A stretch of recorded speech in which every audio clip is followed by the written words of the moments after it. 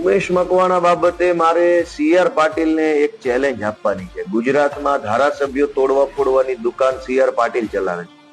કોઈ પણ ધારાસભ્ય પોતાની પાર્ટીની અંદરથી તૂટે ફૂટે, નારાજ થાય, દુખી થાય એવા ધંધા સીઆર પાટીલ વર્ષોથી કરતા આવ્યા છે. એ બાબતે એનો ક્રાઇમ રેકોર્ડ ક્લિયર છે કે આ ધંધા ઈ જ માણસ કરે છે.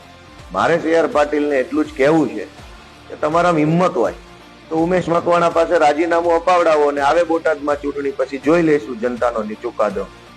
ઉમેશ મકવાણાના ખભા ઉપર બંદૂક રાખી અને સીઆર પાટીલ પોતાનો ગુસ્સો ઉતારે છે. વિસાવદર વિધાનસભાની ચૂંટણીમાં આમ જનતાએ કિરીટ પટેલ અને સીઆર પાટીલને જે ભૂંડી રીતે હરાવ્યા છે, શરમજનક રીતે હરાવ્યા છે, એ વાતનો ગુસ્સો રાખીને, એ વાતની ખીજ રાખીને સીઆર પાટીલ ઉમેશ મકવાણાના ખભા ઉપર બંદૂક રાખી અને જે હલકી પ્રકારની કૃત્ય કરી રહ્યા છે.